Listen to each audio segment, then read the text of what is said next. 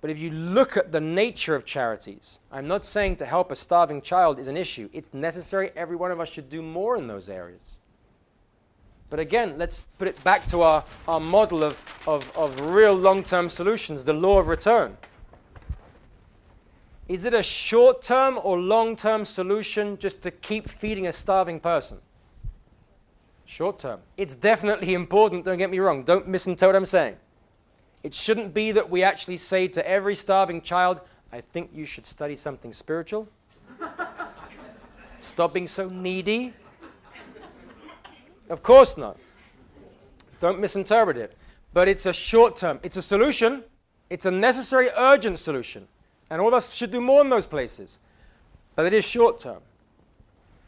Now, the second biggest killer of children in the world is what, do you know? Malaria. No. Starvation. Most. Each one of us, I'm sure all of us have given to charity or do help others. I guess that's just a part of life, and that's great. But most of us, in our desire to feel, where can I be effective? There's so many charities in the world doing so many things, probably all getting on each other's feet. Where can I feel most effective? I want to feel like I'm making a difference. You're right, but be careful, because the logic of that short-term desire will run you down a path where maybe you don't create anything more than short-term solutions, and the world has not moved out of short-term solutions ever. Not to say we shouldn't stop feeding the homeless or the poor or the starving, but we need to step up an idea as to what charity can do to actually start to change the nature of life. I can say, well, I feed starving children in Kenya. The second biggest killer of children in the world is diarrhea. How many people would love to say, I'm into diarrhea? I'm really into diarrhea. I think it's really important. I'm into it. You should be into diarrhea too. Overpopulation. Who's into that? We don't give to those places because we don't really... This starving person, look at the poor kid. And every charity has a picture of some poor, oh, I've got to give there. We should. But no, it's not long-term solution. What is the real mindset and consciousness of true change, of real change, of societal change, where all cultures come back together, where the wealth which exists in the world, which can by far look after the greatest poverty of life we've ever seen in history of humanity, where there's plenty still natural resources that we're just abusing, and it will kick back, which is why you see acts of God, nature, oil spills, volcanoes, earthquakes, tsunamis. It's the universe saying, you're abusing me. Stop taking and start to think about longer-term solutions. I want to present you one idea, which has got no agenda. It's just to make you think a little bit. Because there are three categories of charities. There are three categories of charities. And again, any person who gives has a wealth creation. But I want you to start to think about things which are bigger in this world, as well as other things which are immediate and important as well, not to replace perhaps. One category of charity is this short-term business. It's the immediate need. You feed a starving child. Okay, well, the next category obviously needs to get into the place of what, obviously? Where you teach societies, people, how to start to sustain their own food. Slowly, it takes time. It's more of a medium-term goal. You teach societies, you educate, you give resources, you mentor, you support, you house, you clothe, you medicate as necessary societies where there's now a medium-term solution of a bit of self-sustenance. They can sustain themselves medium-term. But there is a different band of charity, which is very unique in the world.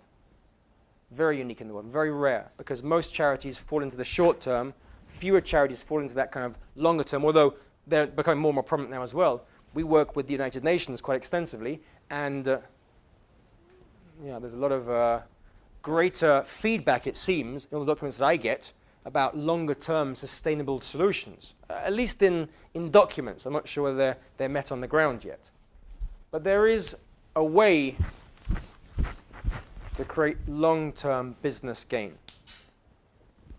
And this is something which has the greatest cycle of return, but therefore has the greatest radius of misunderstanding, of concealment. The world has its vessel, if you like.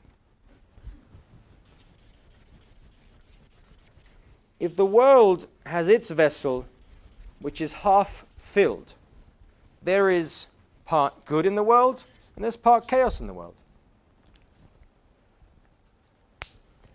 Where each individual in this wonderful world we live in has an ability to change themselves, to work on themselves, to take responsibility internally for all of the chaos and garbage externally, because we pollute a lot of things in our lives. If you want to look at pollution, take every business factor in the company that you own and see where one part of it you can own. Very difficult exercise to see my ego in this profit report. My blockages, my talents, my gifts, my fears will all be in your balance sheet. But where the world has a net amount of positive energy and a net amount of negative energy, that is a universal balance idea. Now, what does that mean? Last point. If I physically run around, let's take the environment, because it's a great, a very, very important idea, and in some sense it's become a fashionable idea now as well, the environment. If I try and physically manipulate and change the external nature of the environment, carbon emissions, fuel, footprints, and I run around campaign to all corporations and governments about how to change their carbon footprint, physically, there'll be an effect. But if there's no net change in positive and negative energy in the world, the universe eventually will rebalance that effort. For example, this blasted volcano has put back more carbon into the atmosphere than the history of industrialized nations originally put into it. We can try and buck the system, manipulate things externally. You can chop the apples off the tree, but if the disease seed is growing through the roots and infecting all the branches, you'll be chopping apples forever.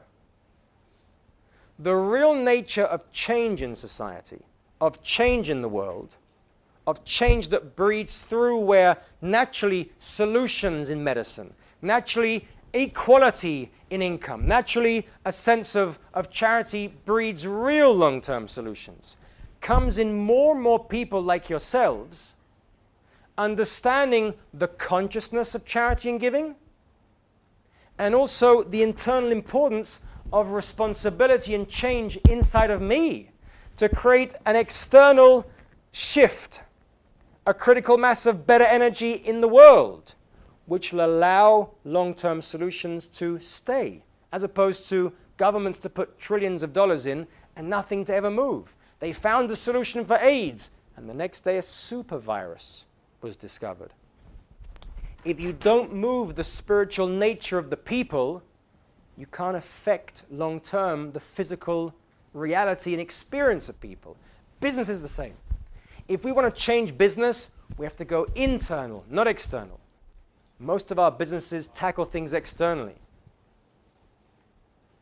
Same with the world. Charity, philanthropy, it needs to tackle internal ideas. I'm very passionate. I think this could be one of those inconvenient truths lectures which we take all around the world, because so many people give and so little has happened. And it comes down to the consciousness and the transformation of the individual giving and the places which need and can benefit most from that giving. But that's where I've personally found the greatest shift in my life. I used to give a bit here and there and, probably pushed to give more than I wanted to in my business years ago. But then these spiritual tools shifted my life around, shifted my business around.